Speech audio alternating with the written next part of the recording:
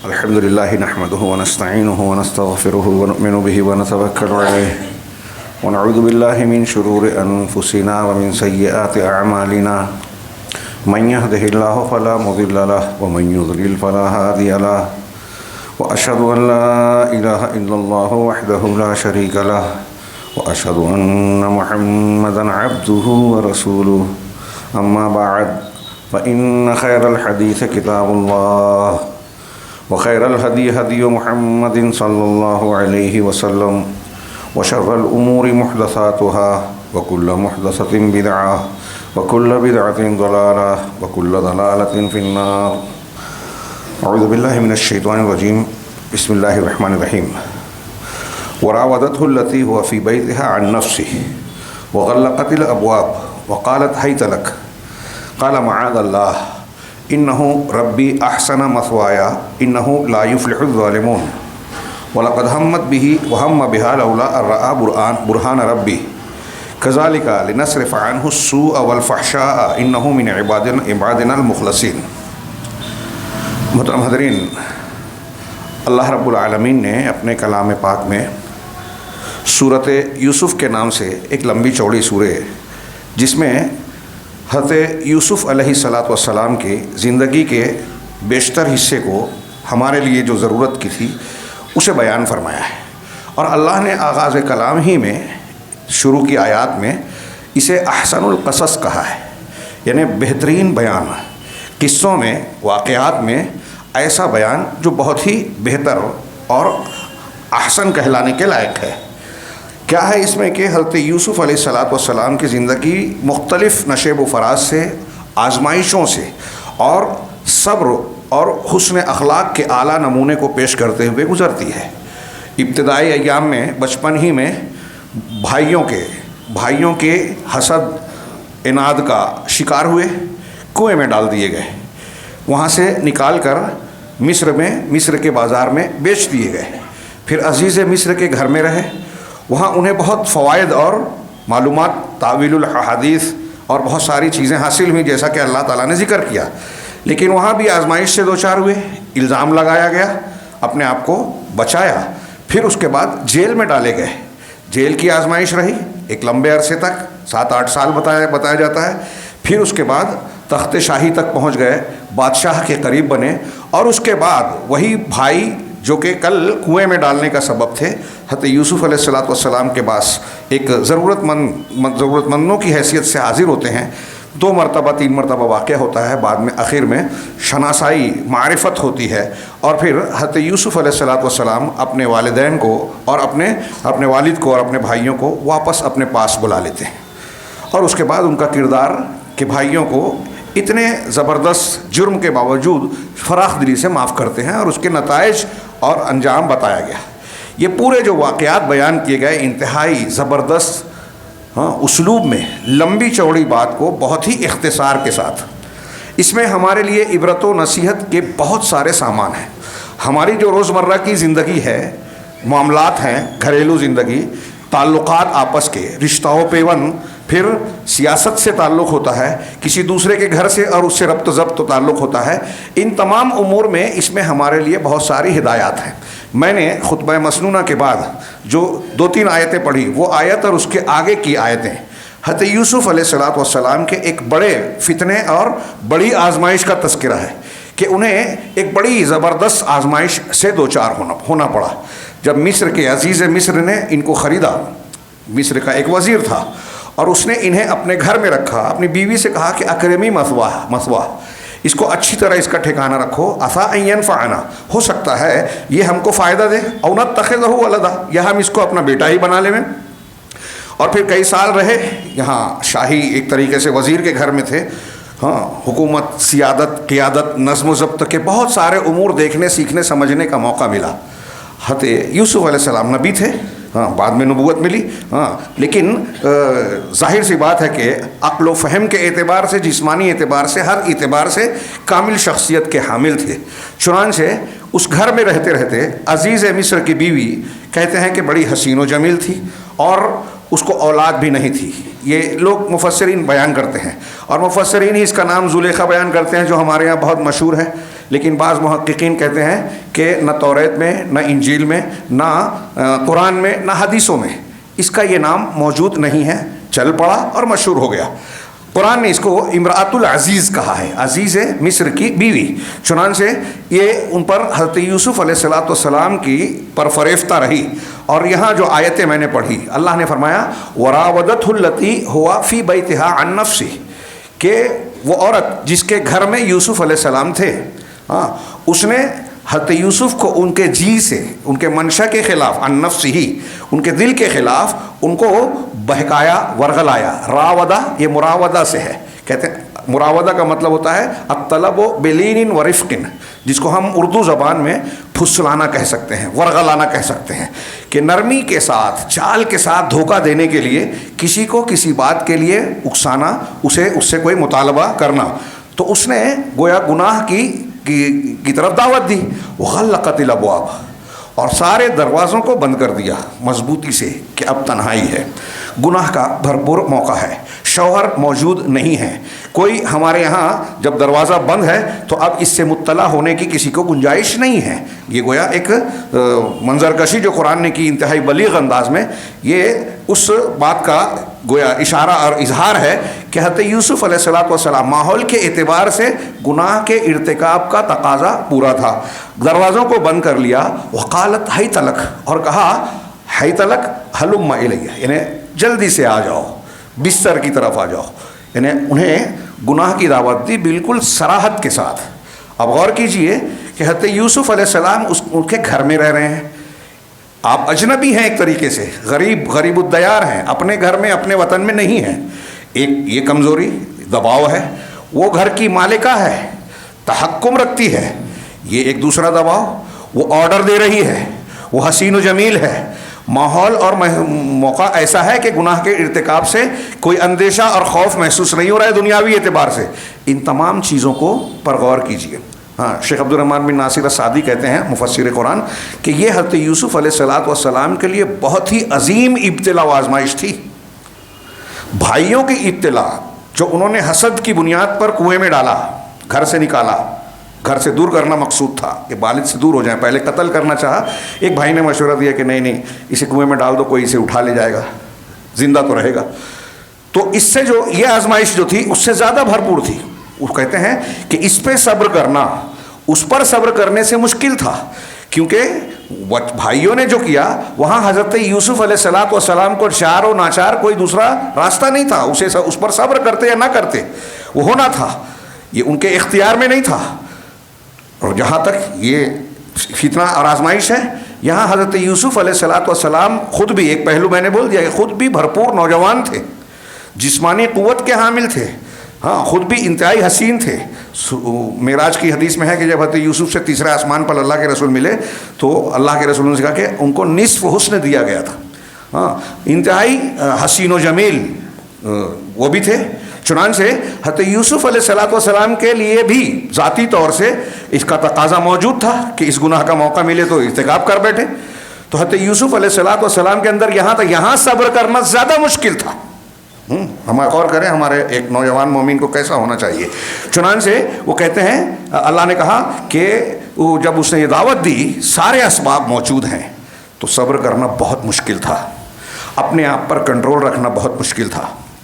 لیکن حضرت یوسف علیہ السلام کا کردار دیکھیے، قال معاذ اللہ انہ ربی احسن مثوایا، اللہ کی پناہ کہ یہ میرا پروردگار ہے۔ یا تو اللہ کے لیے رب کا لفظ استعمال کیا، اس نے مجھے اچھا ٹھکانہ دیا، ہاں میرا ٹھکانہ اور گزر بسر بہت اچھا رکھا۔ ایک رب کا معنی عام طور سے عربی کے مفسرین نے یہ کیا کہ رب کا معنی، علامہ ابن کثیر بھی کہتے ہیں کہ ان کے زمانے میں مالک اور آقا کو، جو آقا ہوتا تھا، مالک ہوتا تھا، ہاں اس کو رب کے لفظ سے تعبیر کیا جاتا تھا۔ مختلف جگہوں پر یہ تعبیرات ہوتی ہیں۔ تو بہرحال ان کا مطلب تھا کہ میرے رب نے، یعنی میرے مالک نے، یعنی تمہارے شوہر نے، جو اس کو، جو عورت گناہ کی دعوت دے رہی ہے اسے کہہ رہے ہیں کہ تمہارے شوہر نے، جو میرا مالک و آقا ہے، احسن مثوایا، میرا بڑا اچھا خیال رکھا ہے، اچھا ٹھکانہ اور گزر بسر کا انتظام کیا ہے۔ ہاں تو اس نے جب اچھا کیا ہے تو میں تمہارے ساتھ اس فعل کا ارتکاب کر کے اس کے حق میں خیانت کیسے کر سکتا ہوں؟ یہ احسان کا بدلہ برائی سے ہوگا۔ جو نیک اور اچھے انسان کا عمل نہیں ہو سکتا، کیونکہ آگے کہا کہ انہو احسن مسوایا انہو لا یفلح الظالمون، ظالم لوگ فلاح نہیں پاتے، مطلب میں یہ کام اگر کر لوں تو میں ظالم ہو جاؤں گا۔ کتنے تقاضے تھے۔ یہاں اس حدیث کو یاد کیجئے کہ 7 لوگ قیامت کے دن عرش کے سائے میں ہوں گے، جب عرش کے سائے کے علاوہ کوئی سایہ نہیں ہوگا، اس میں سے ایک مرد وہ ہوگا کہ جس کو دعت ہو امرأۃ ذات منصب و جمال، یہ کسی خوبصورت حسن جمال اور جاہ و مرتبے والی عورت اس کو گناہ کی دعوت دے، تو وہ جواب میں یہ کہے انی اخاف اللہ، میں اللہ سے ڈرتا ہوں۔ وہی بات حضرت یوسف کے کردار میں نظر آ رہی ہے۔ اس کے بعد اللہ نے کہا وَلَقَدْ ہَمَّتْ بِهِ، کہ اس عورت نے ان کے تعلق سے پورا ارادہ کر لیا تھا۔ انداز دیکھیے قرآن کا، جو واردات ہے اسے عام لوگ اگر بیان کریں گے تو کیسے بیان کریں گے، اس میں برائی کا پہلو نظر آتا ہے، لیکن قرآن نے انتہائی لطیف انداز میں واقعے کو بیان کیا، اور اس کی ضرورت تھی۔ یہ ایک نمونہ ہے ہمارے اور آپ کے لیے، نوجوانوں کے لیے، اس گناہ کی طرف قدم بڑھانے والوں کے لیے، کیونکہ ہر ایک میں داعیہ موجود ہے۔ اللہ نے فرمایا کہ اس عورت نے ارادہ کر لیا تھا، وَهَمَّ بِهَا، اور یوسف بھی ارادہ کر لیتے۔ اس کے ترجمے میں مفسرین نے کئی اقوال اور باتیں کہی ہیں، میں صرف راجع بات وقت کی اس کی اجازت نہیں دیتا کہ تفصیلات میں جائیں۔ یہاں ایک معنی تو یہ ہے جو بہت اچھا اور ظاہر سی بات ہے، سیاق و سباق سے مناسب، حضرت یوسف کے کردار سے مناسبت رکھنے والا ہے، کہ اس عورت نے تو عزم اور پختہ ارادہ کر لیا تھا کہ گناہ کرنا ہی ہے۔ حضرت یوسف علیہ السلام کے لیے جو ہم ارادہ ہے، یہ وسوسے، خیال اور حاجس نفس جس کو کہتے ہیں، کہ غبار خاطر، دل میں کھٹک جس کو کہتے ہیں، اس کھٹک کے طور پر، وسوسے کے طور پر ان کے دل میں آیا، کیونکہ وہ بھی بشر تھے، اگر تھے نبی تھے، اعلیٰ مقام اور اونچے کردار کے حامل تھے، لیکن انسان تھے، بشریت کا تقاضا موجود تھا۔ ایسا نہیں کہ نبی کے اندر انسانی جذبات، تقاضے نہیں ہوتے، ان کی بیویاں ہوتی تھیں، بچے ہوتے تھے، تو تقاضا موجود تھا، اسی لیے تو وہ ہمارے لیے نمونہ ہے۔ اگر تقاضا ہی نہیں ہوتا تو پھر گناہ سے رک جانا کوئی کمال، کوئی خوبی کی بات نہیں کہلاتی۔ تو اللہ نے فرمایا کہ وَهَمَّ بِهَا، کہ انہوں نے بھی وہ بھی ارادہ کر لیتے، کیا نہیں۔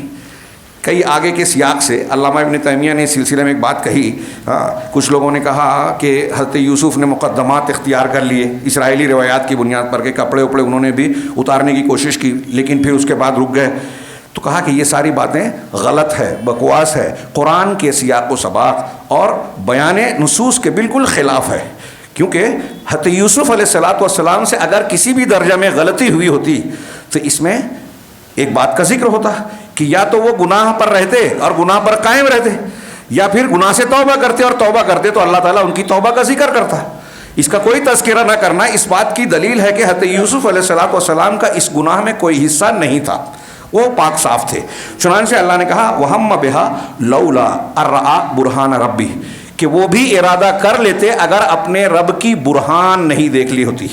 برہان، دلیل، کھلی دلیل، کئی اقوال ہیں، کچھ کہتے ہیں تو یعقوب کا چہرہ نظر آیا، کچھ اور چیز نظر آئی، لیکن اہل علم نے، عبد الرحمن بن ناصر السعدی اور دوسرے لوگوں نے کہا کہ ان کے دل میں جو ایمان تھا، ان کو جو علم اللہ تبارک و تعالیٰ نے علم وحی دیا تھا، حضرت ابراہیم کے پوتے تھے، پر پوتے، اسحاق، ابراہیم، اسحاق، یعقوب علیہ السلام کی اولاد تھے، تو ان کی طرف سے جو علم ملا تھا، پاک بازی ملی تھی، حسن کردار ملا تھا، امانت داری ملی تھی، وہ علم اور وہ ایمان، وہ ان کے لیے اللہ کی طرف سے برہان تھی۔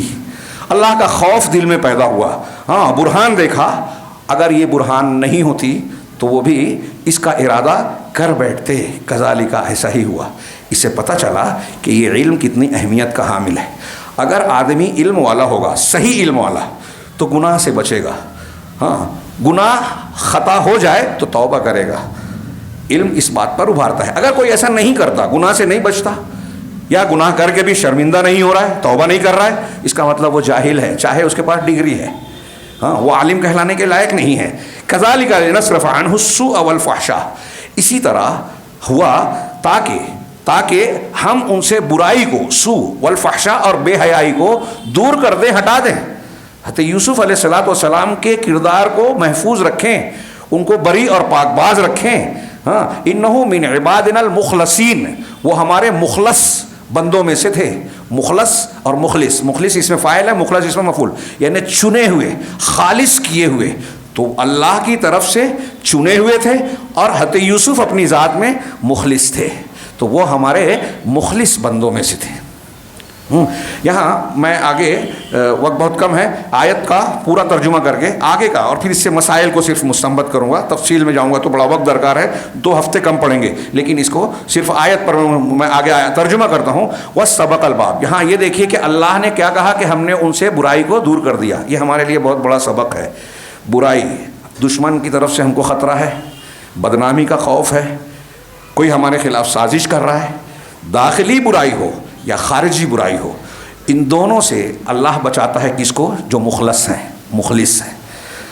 پھر آگے کہا وَسَبَقَ الْبَابِ، دونوں دروازے کی طرف لپکے۔ جب وہ زور زبردستی کرنے ہی لگی حضرت یوسف سے، گھر کے دروازے بند کر لیے، تو حضرت یوسف علیہ السلام اپنی کردار کو، اپنے آپ کو بچانے کے لیے دروازے کی طرف لپکے اور پیچھے وہ بھی لپکی۔ وَقَدَّتْ قَمِيصَهُ مِن دُبُرٍ، اور اس نے حضرت یوسف کی قمیص کو پیچھے سے پھاڑ دیا، لمبائی میں پھٹ گئی۔ یہ اشارہ کرتا ہے اس بات کا کہ اس کی طرف سے لپکنے پکڑنے کی کوشش کتنی سخت تھی۔ ہلکے پھلکے لمس سے، چھونے سے کپڑا نہیں پھٹ جائے گا، تو اس نے گویا طاقت لگائی اور زور سے کھینچنے کی کوشش کی، کپڑا پیچھے سے پھٹ گیا۔ قُدَّ مِن دُبُرٍ وَأَلْفَيَا سَيِّدَهَا لَدَى الْبَابِ، اس درمیان حضرت یوسف علیہ السلام دروازہ کھول چکے تھے، تو دونوں نے اس عورت کے سید کو یعنی شوہر کو دروازے پر پایا۔ قالت ما جزاء من اراد باهلك الا سوءا الا ان يسجن او عذاب الیم، تو فوراً دیکھیے جو چال باز عورت تھی جو خود گناہ کی طرف ابھار رہی تھی، جیسے ہی اس نے اپنے شوہر کو دیکھا اور شوہر نے دیکھا کہ بند دروازہ کھل رہا ہے اور اس پوزیشن میں دونوں نظر آ رہے ہیں، تو کچھ دال میں کالا ہے، تو فوراً اپنے آپ کو صاف ستھرا بتانے کے لیے، جیسے کہ مجرمین کا طریقہ ہوتا ہے، کہا کہ اس شخص کا بدلہ اس کے سوا کچھ اور نہیں ہونا چاہیے جو تمہاری بیوی کے ساتھ برائی کا ارادہ رکھتا ہو، برائی کرنا چاہتا ہو، اس کا یا تو اسے قید خانے میں ڈال دیا جائے، اس کو قید کر دیا جائے، یا پھر اسے سخت اور دردناک عذاب، تکلیف دی جائے۔ فوراً پلٹتی ہے۔ یہ آج ہماری دنیا میں، جرم کی دنیا میں کتنا عام ہے۔ آج ہمارے ہاں اکثر یہ بات سوچنے والی ہے، دھماکہ ہوتا ہے، پکڑ دھکڑ شروع ہوتی ہے، سالہ سال معاملہ چلتا ہے، پھر 20 سال بعد پتہ چلتا ہے کہ جن کو پکڑا گیا تھا بے قصور ہے، تو جو بے قصور ہے وہ پکڑ لیے جاتے ہیں، جو قصوروار ہے وہ آزاد گھومتے ہیں۔ اور میں اکثر کہتا ہوں کہ جب سازش کے ساتھ جرم کیا جاتا ہے تو یہ بھی طے کیا جاتا ہے کہ یہ جرم کرنے کے بعد الزام کس پر تھوپنا ہے، اس کی نشانیاں چھوڑی جاتی ہیں کہ لوگ اس پر شک کریں، اور پہلے سے کچھ چیزیں اس طرح تیار کی جاتی ہیں۔ تو حضرت یوسف علیہ السلام کے ساتھ بھی یہ ہوا، لیکن اس کے بعد کیا ہوا؟ قال ہی راودتنی عن نفسی، حضرت یوسف نے کہا کہ نہیں میں نے کوئی جرم نہیں کیا، اسی نے میرے جی سے مجھ کو بہکانے کی کوشش کی، پھسلانے کی کوشش کی۔ اب حضرت یوسف کا ایک بیان، اس کا ایک الزام، تو اب فیصلہ کیسے ہوگا؟ دو ٹکراؤ ہے، تو اللہ نے آگے بیان کیا وَشَهِدَ شَاهِدٌ مِّنْ أَهْلِهَا، اس کے گھر سے ہی ایک گواہی دینے والے نے گواہی دی۔ کچھ لوگ کہتے ہیں کہ یہ گواہی دینے والا ایک شیر خوار بچہ تھا، لیکن علماء نے اس کی تردید کی کہ وہ روایت صحیح نہیں ہے، اور جس روایت میں 4 بچوں کے مہد میں بات کرنے کا ذکر ہے اس میں یہ بچہ نہیں ہے، تو یہ بچہ نہیں تھا، اور اگر بچہ گواہی دیتا تو یہ معجزہ ہوتا، آگے جس قرینے کا ذکر ہے اس کی ضرورت نہیں پڑتی۔ تو اس کے گھر سے یعنی بات جب پھیلی، بات بڑھی، گھر کے لوگوں تک گئی، تو کسی ایک آدمی نے یہ بات کہی، گواہی دی۔ کیا گواہی دی؟ کہ ان کان قمیصہ قد من قبل فصدقت وهو من الكاذبین، کہ اگر یوسف کی قمیص آگے سے پھٹی ہوئی ہو، آگے کے حصہ پھٹا ہوا ہو قمیص کا، تو اس کا مطلب یہ ہوا کہ عورت سچ بول رہی ہے اور یوسف جھوٹوں میں سے ہیں، یوسف جھوٹے ہیں۔ ظاہر سی بات ہے کہ اگر یوسف علیہ السلام گناہ کے لیے لپک رہے ہیں، اقدام کر رہے ہیں، تو ان کا اگلا حصہ اس کے سامنے ہوگا، اور وہ اپنے آپ کو بچانے کے لیے حضرت یوسف کے آگے کے حصے کو پکڑے گی، تو ظاہر سی بات ہے ایسے میں قمیص پھٹے گی تو آگے کا حصہ پھٹے گا۔ اس نے کہا کہ وَإِنْ كَانَ قَمِيصُهُ قُدَّ مِن دُبُرٍ، لیکن اگر ان کی قمیص، یوسف کی قمیص پیچھے سے پھٹی ہوئی ہو تو قَالَ فَكَذَبَتْ وَهُوَ مِنَ الصَّادِقِينَ، تو یہ جھوٹی ہے اور وہ سچا ہے، یعنی حضرت یوسف علیہ السلام سچ بول رہے ہیں۔ فَلَمَّا رَأَى قَمِيصَهُ قُدَّ مِن قُبُلٍ، پھر جب یوسف ان کی قمیص کو دیکھا گیا تو وہ آگے سے پھٹی ہوئی تھی۔ تو امراۃ العزیز اس نے کہا قال انہ من کیدکن، یہ تمہاری چال بازیاں ہیں. قید کا لفظ اس میں بار بار آیا ہے، اس میں بھی کچھ لوگوں نے بحث کی ہے، حکمت کی ہے. ان کیدکن عظیم، یقیناً تمہاری چال بازی بہت بڑی ہے. گناہ کا ارتکاب کرنے کی کوشش کی، پہلی چال. پکڑی گئی تو الزام حضرت یوسف پر تھوپ دیا، دوسری چال. پھر عورتوں میں چرچا ہوا تو پھر یوسف کو بلایا اور پھر اعتراف گناہ خود ہی کیا. پھر اس کے بعد جو ہے اگر یہ بات نہیں مانے گا تو قید خانے میں ڈال دوں گا، یہ تیسری چال. بے گناہ ہوتے ہوئے بھی جیل میں چلے گئے. تو تمہاری مکر و فریب، تمہارا مکر و فریب جو ہے بہت عظیم ہے. تو امراۃ العزیز نے کہا، عزیز مصر نے کہا کہ یوسف اعرض عن ھذا، یوسف اس سے اعراض کرو، چھپا دو، یہ بے عزتی ہوگی، دبا دو، ہمارے یہاں بولتے ہیں نا، اعرض عن ھذا، اسے چھوڑ دو، اسے اعراض کرو. واستغفری لذنبک، اور اپنی بیوی سے کہا کہ تم اپنی غلطی اور گناہ کی مغفرت اور معافی مانگو. انک کنت من الخاطئین، خطا کار تم ہی تھے. اس موقع پر علامہ شنقیطی نے بڑی پیاری بات کہی کہ دیکھیے کہ اس واقعے سے تعلق جن جن لوگوں کا تھا، جن جن اطراف سے تھا، ہر اعتبار سے حضرت یوسف علیہ الصلاۃ والسلام کی پاک دامنی اور بے گناہی ثابت ہوتی ہے، اور اللہ نے کیا اس کا انتظام. پہلی بات کہ گھر کے آدمی نے گواہی دی، گھر کے آدمی نے گواہی دی، وہ آگے واضح ہے. اچھا، اس میں بھی قمیص کو اگر آگے سے پیچھے سے، اس کی بنیاد پر اہل علم نے کہا کہ اگر کسی واقعے کے سلسلے میں دو فریق کا جھگڑا ہے، قاضی کے پاس جاتے ہیں، پنچ کے سامنے کوئی معاملہ آتا ہے، تو اس طرح کے قرائن جو مضبوط طریقے سے بات کو ثابت کرتے ہوں تو اس کے ذریعے سے کسی ایک کا حق دوسرے کے مقابلے میں ثابت کیا جا سکتا ہے. قرآن نے اس قرینے کو قبول کیے جانے کے سیاق و سباق میں ذکر کیا ہے. یہ اس بات کی دلیل ہے کہ ایسا قرینہ دلیل بن سکتا ہے، یعنی اس کے ذریعے سے سچ اور جھوٹ کا پتہ لگایا جا سکتا ہے. آپ دیکھیے کہ تفتیشی کارروائیوں میں جو تفتیشی ایجنسیاں ہیں، شخصیات ہیں، جاسوس یا دوسرے لوگ جو ہوتے ہیں، وہ لوگ اس طرح کے قرائن تلاش کرتے ہیں. آج کل تو ڈی این اے اور ایسی بہت ساری چیزیں نکل گئی ہیں، بہت آگے کی فنگر پرنٹس بہت پرانی چیز ہو گئی، ہاں اس سے بھی آگے کی چیزیں نکل گئی ہیں، جس کی تحقیق سے پتہ چلتا ہے یہ قرائن ہوتے ہیں جس سے آدمی کو مجرم کی شناخت میں گویا مدد ملتی ہے. تو بہرحال یہ ایک قرینہ تھا، ایک گواہی دی. خود امراۃ العزیز نے 2 مرتبہ اعتراف کیا جو قرآن میں ذکر ہے. جب عورتوں کو بلایا اور ان کو دکھایا یوسف علیہ السلام کو، تو اس کے بعد خود کہا کہ وَلَقَدْ قَدْ رَاوَدتُّهُ عَن نَفْسِي فَاسْتَعْصَمَ، میں نے اسے اپنے لیے اکسایا لیکن یہ بچ نکلا. عورتوں کے سامنے کہا تھا. اور جب بادشاہ نے بلایا تھا دربار میں یوسف علیہ السلام کی رہائی سے پہلے کہ ما خطبکن، کہ تمہارا کیا معاملہ ہے، یوسف سے تمہارا کیا معاملہ ہوا تھا، تو وہاں بھی جو ہے امراۃ العزیز اور عورتوں نے کہا کہ یوسف پاک باز ہیں، ہم ہی لوگوں نے اس کو پھنسایا ہے، ان کو اکسایا اور ورغلایا تھا، وہ بالکل پاک صاف ستھرے ہیں. یہ دوسری گواہی تھی. تیسری، خود امراۃ جو عزیز مصر ہے وہ یہاں کہہ رہا ہے کہ تم خطا کار ہو، یعنی تم گنہگار ہو. یوسف علیہ السلام خود اپنے بارے میں کہہ رہے ہیں کہ اس نے مجھے ابھارا تھا، میں نے ایسا نہیں کیا. جن جن لوگوں کا تعلق تھا، قرائن ہیں، سب نے حضرت یوسف علیہ السلام کی براءت کو بیان کر دیا. آگے یہاں یہ اس واقعے کے اس حد کے بعد کچھ آیتوں میں ذکر ہے، اس کے بعد کی چند آیتوں میں ٹائم نہیں ہے، کہ یہ خبر عورتوں میں پھیل گئی اور انہوں نے عزیز مصر کی بیوی پر تان تشنی شروع کر دی کہ ارے یہ اپنے گھر کے بچے پر فریفتہ ہے، اس کی محبت میں، چاہت میں گرفتار ہے اور ایسا کرنا چاہتی ہے. تو اس نے ایک ضیافت کا اہتمام کیا، پھل وغیرہ رکھے، سب کے ہاتھ میں چوری دی اور پھر حضرت یوسف علیہ السلام کو ان پر نکلنے کے لیے کہا. انہوں نے دیکھا، دیکھتی ہی رہ گئیں اور پھر ان کو اپنی طرف متوجہ کرنے لگیں. اتنی بے خود ہوئی کہ قرآن کہتا ہے کہ انہوں نے پھل کی بجائے اپنی انگلیاں کاٹ لی اور پھر کہا حاشا للہ ما ان ھذا الا کیا ہے ما ھذا، اللہ کی پناہ، حاشا للہ، یہ تو کوئی انسان نہیں بلکہ فرشتہ ہے. ان ہوا الا ملک کریم، یہ فرشتہ ہے، خوبصورتی اور پیکر میں بھی انتہائی حسین و جمیل، اور ہماری طرف میں سے کسی کی طرف نگاہ اٹھا کر دیکھ نہیں رہا ہے. اور اس میں عزیز مصر کی بیوی کا کانفیڈنس بھی معلوم ہوتا ہے کہ یوسف علیہ السلام اتنے پختہ کردار کے ہیں کہ کوئی کتنا بھی سچ سنور لے، یوسف علیہ السلام کی نگاہیں بھٹکیں گی نہیں. چنانچہ ایسا ہی ہوا اور انہوں نے فرشتہ تک کہا.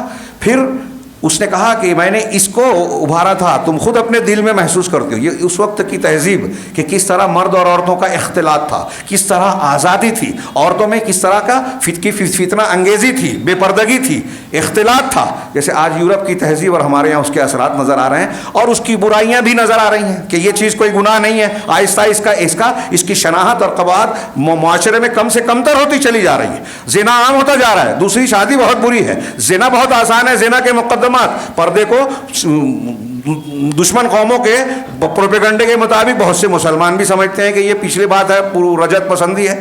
اختلاط، پردہ جس سے اللہ منع کرتا ہے، گھروں میں اجازت لے کے جانا، بستر کو الگ کرنا بھائی بہن کو، یہ سب آداب گھر ہے، گھر کے آداب ہیں. بہرحال اللہ تبارک و تعالیٰ نے اس معاشرے میں ذکر کیا کہ ایک نبی کو اپنے کردار بچانا کتنا مشکل ہو گیا. اس کے بعد ان لوگوں نے ان کو ورغلانا چاہا. ان عورتوں نے بھی فورس کیا کہ یہ جو امراۃ العزیز ہے، عزیز مصر کی بیوی ہے، اس کی بات کو مان لو. اور گویا اشارہ کیا مفسرین نے کہ اس کو منوانے میں وہ اپنا بھی حصہ چاہتی تھی کہ یوسف علیہ السلام کو ہم بھی اپنی طرف راغب کرنا چاہتے ہیں. لیکن حضرت یوسف علیہ السلام کا جملہ جو ان آیتوں کے بعد اللہ نے نقل کیا، قال رب السجن احب الی مما یدعوننی الیہ، کہ پروردگار قید خانہ، جیل میرے لیے زیادہ پسندیدہ ہے اس عمل سے، اس گناہ سے جس کی طرف یہ مجھے بلا رہی ہیں، دعوت دے رہی ہیں. یوسف علیہ السلام کا یہ جملہ دیکھیے، رب السجن احب الی مما یدعوننی الیہ، کہ پروردگار یہ قید میرے لیے بہتر ہے، میں قید میں چلا جاؤں ٹھیک ہے، اس سے کہ میں یہ گناہ کروں. سوچے ہمارے نوجوان، حضرت یوسف علیہ السلام کہہ رہے ہیں وَإِلَّا تَصْرِفْ عَنِّي كَيْدَهُنَّ أَصْبُ إِلَيْهِنَّ، اور اے اللہ اگر تو نے ان کی چال مکر و فریب کو مجھ سے پھیرا نہیں، مجھ سے دور نہیں کیا، تو میں ان کی طرف جھک جاؤں گا، مائل ہو جاؤں گا. میں بھی بشری تقاضا رکھتا ہوں، میں پھسل سکتا ہوں.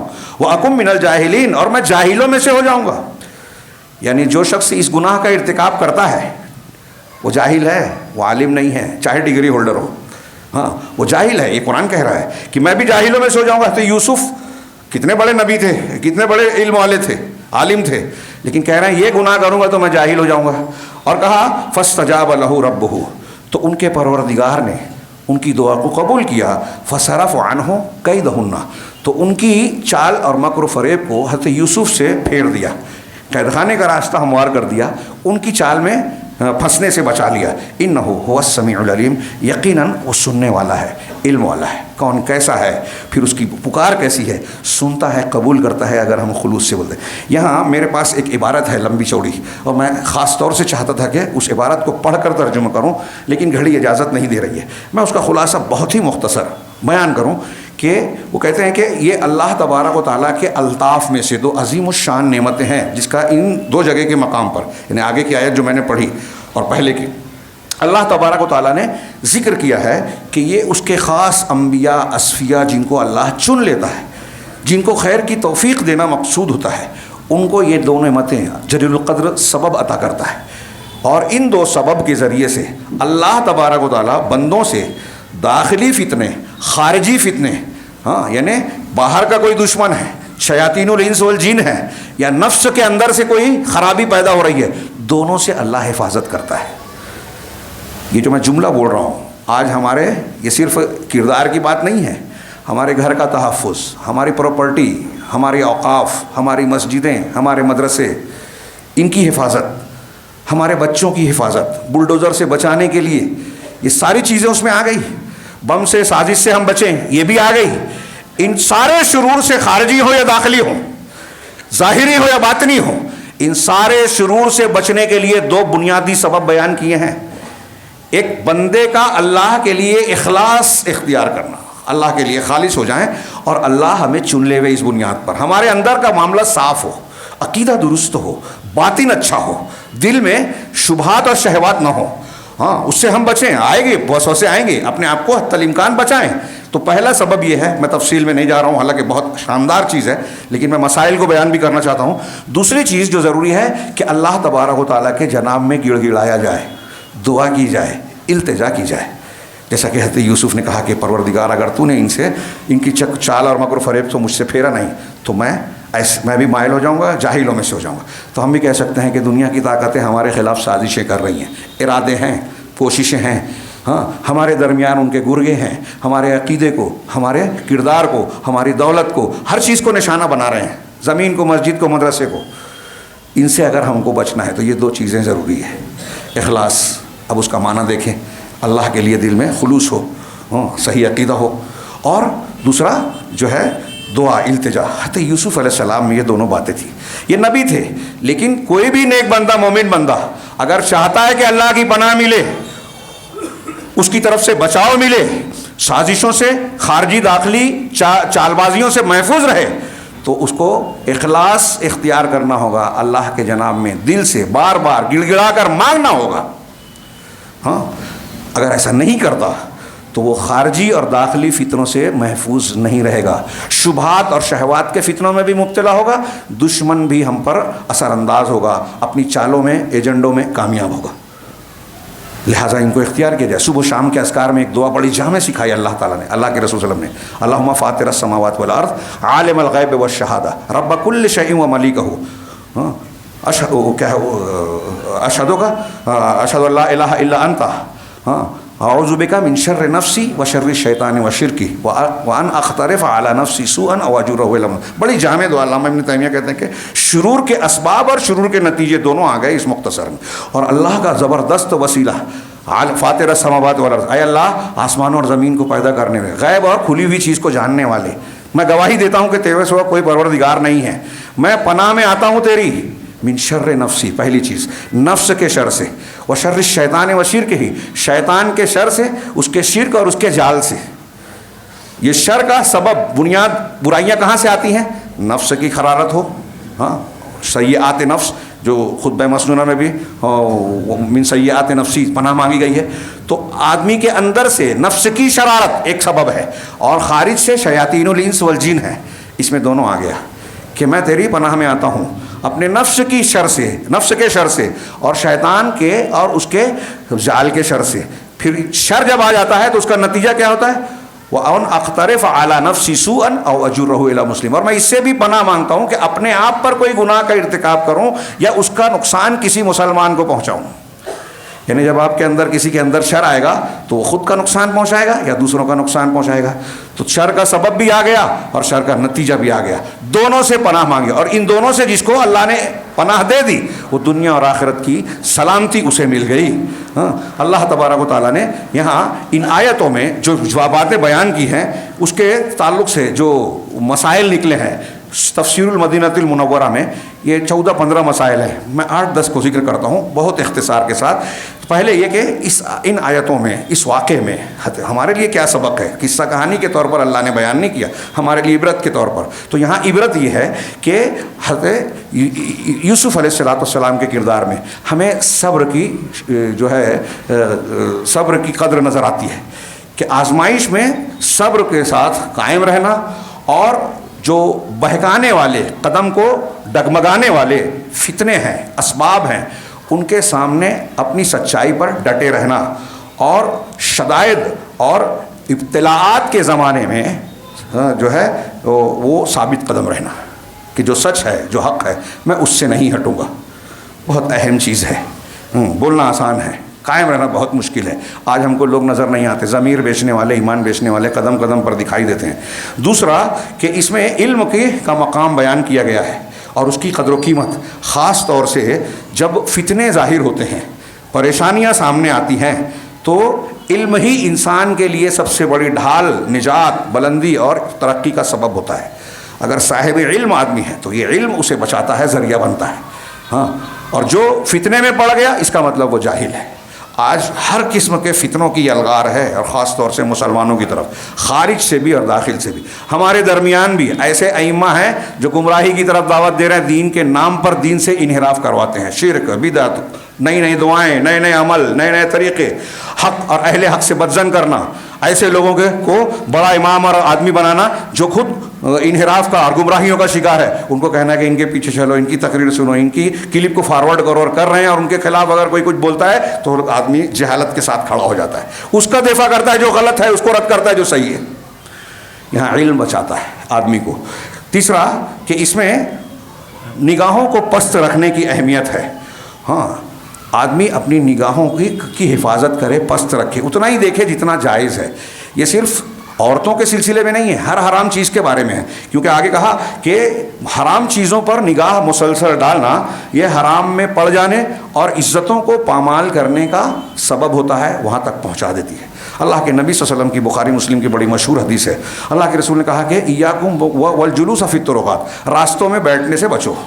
ہمارے یہاں مالیگاؤں میں پوری سارے راستے مجلسیں ہیں، اللہ کے رسول نے اس سے منع کیا. تو صحابہ نے کہا کہ اس کے بغیر چارہ نہیں ہے. کہا اگر ایسا ہے، ان ابیتم الا الجلوس الا المجلس، اگر بیٹھنے سے تم کو چارہ نہیں ہے، اس کے بغیر چارہ نہیں ہے، فاعطوا الطریق حقہ، تو راستے کو اس کا حق دو.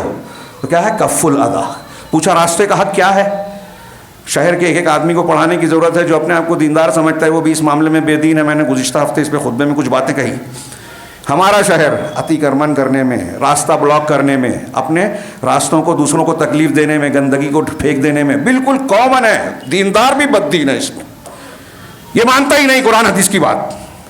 تو اللہ کے رسول نے کہا راستے کا حق یہ ہے کف الاذی، تکلیف دہ چیز کو، گندگی کو راستے سے ہٹا دو. اپنی گاڑی خود کھڑی کر کے راستے میں رکاوٹ مت ڈالو، ہاں راستے سے ہٹا دو. وغض البصر، اور آنکھوں کو پہلے غض البصر کہا، نگاہوں کو پست رکھنا. ہمارے یہاں جو لوگ بیٹھے ہیں ان کی آنکھوں سے بچ کر کوئی گزر ہی نہیں سکتا، وہ عورت ہو، مرد ہو، جوان ہو، بوڑھی ہو، کوئی بھی ہو. اللہ کے رسول کہہ رہا نگاہوں کو پست رکھنا. یہ ہمارے یہاں اخلاق ہے، تہذیب و تمدن کے بالکل خلاف ہے، بد تہذیبی ہے، اللہ کے رسول کی سنت اور تعلیم کے خلاف ہے. اور آپ نے کہا ورد السلام، راستے کا حق یہ ہے کہ سلام کا جواب دو. اگر کوئی جاتے ہوئے سلام کر رہا ہے تو جواب دو. والامر بالمعروف والنہی عن المنکر، نیکی کا حکم دینا اور برائی سے روکنا. اگر تم کو کوئی نظر آ رہا ہے غلط کام کرتے ہوئے تو روکنا ہے. لیکن لوگ بولتے ہیں کہ ہم کو دوسرے کے کام میں پھٹے میں کیوں پڑنا. خیر، تو یہ غض بصر، ہاں، اور اس پر اور بھی روایتیں ہیں، موقع نہیں ہے. اس کے علاوہ ایک مسئلہ یہ نکالا مفسرین نے اس پورے واقعے سے کہ اختلاط انسان کو گناہ پر ابھارنے، بے حیائی کی طرف لے جانے کا بہت بڑا سبب ہے، خاص طور سے گھروں کے اندر. تو یہ آیتیں اس کے انجام کو بالکل صاف صاف بیان کر رہی ہیں. دیکھیے، اسی لیے ہمارے یہاں حدیثوں میں ایک بیان کیا گیا ہے کہ بھائی بہن بھی اتنی عمر کے ہو جائیں 10 سال کے تو بستر الگ کر دو. ہم اس کو لائٹ لیتے ہیں. اپنے گھر میں سلام کر کے اجازت لے کے داخل ہوں، ہم اس کو غیر ضروری سمجھتے ہیں.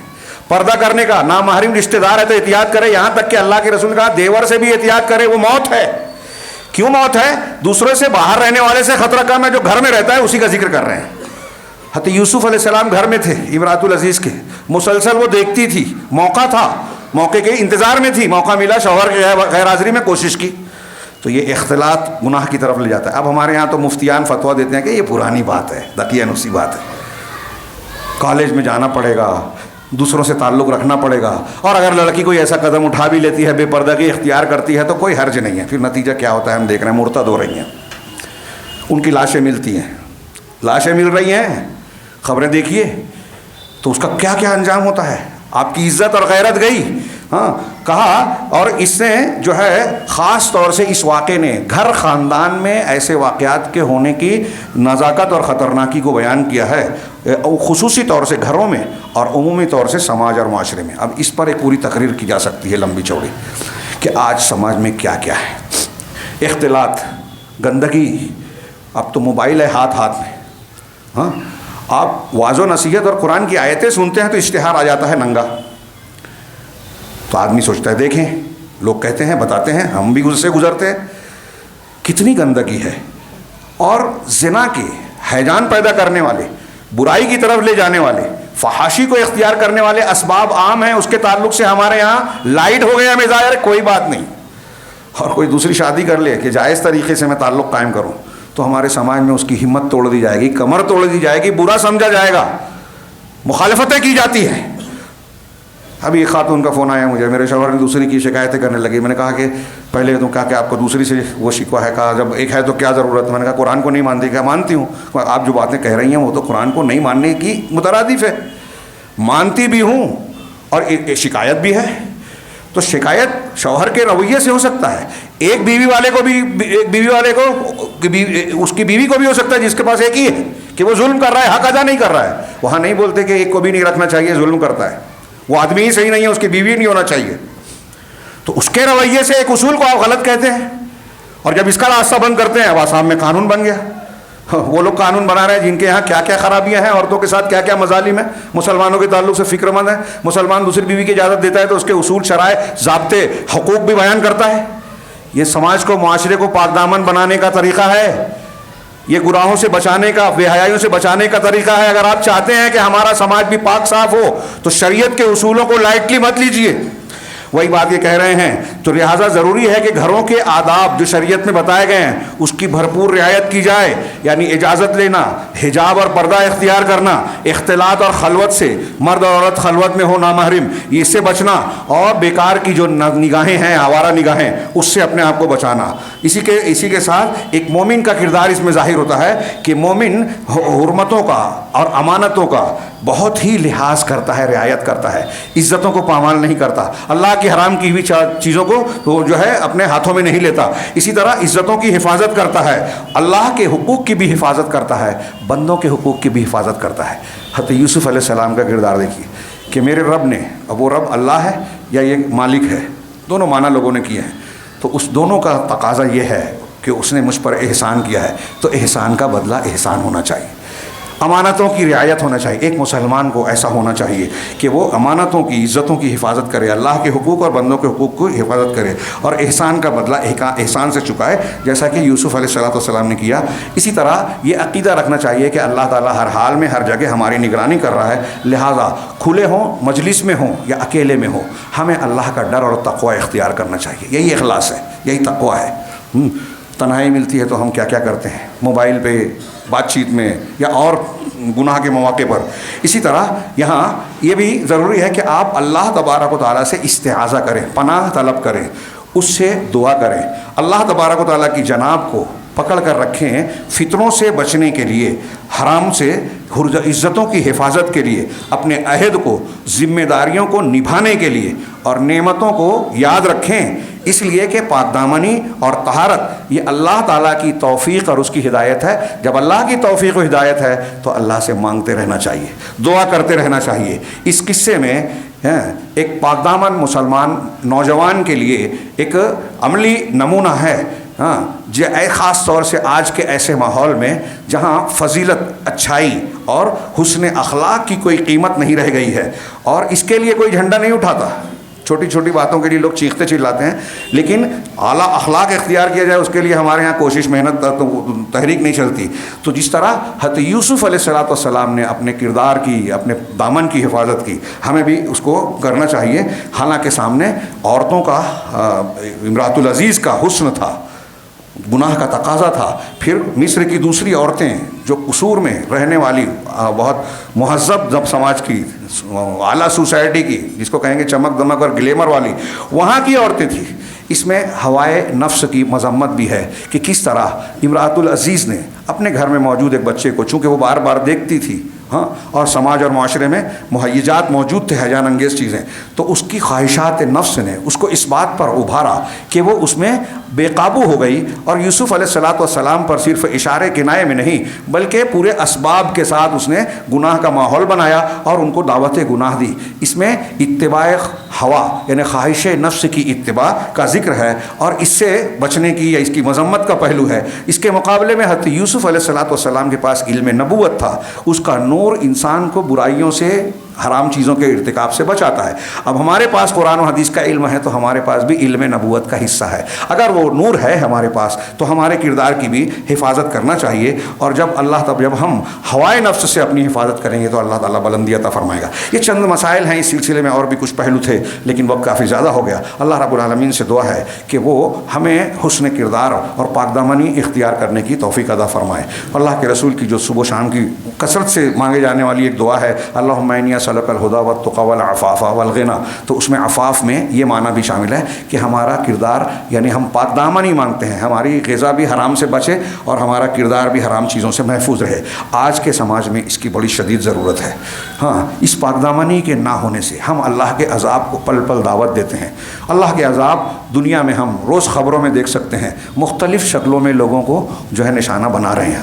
اگر ان عذاب سے بچنا ہے تو یہ فلاں چیز بند کر دی جائے، ابھی کہیں آتش فشاں پھوٹا، کہیں زلزلہ آیا، کہیں جو ہے آلودگی سے معاملہ ہے، کہیں بے روزگاری ہے اور فاقہ مستی ہے اور بہت ساری قسمیں، ان سب سے بچنے کے لیے اللہ کے رحم و کرم کو حاصل کرنے کا یہ راستہ اس میں ہے کہ ہم اللہ کے لیے مخلص بنیں، اللہ سے دعا مانگیں، التجا کریں، اسی کے جناب میں ہاتھ اٹھائیں، اسی پر بھروسہ کریں، اپنے کردار کو، اپنے عقیدے کو صاف ستھرا رکھیں۔ اللہ تعالی ہمیں اس کی توفیق عطا فرمائے، اس کے ذریعے سے دنیا اور آخرت میں کامیابیوں سے نوازے، ہر قسم کے فتنے اور عذاب سے محفوظ رکھے۔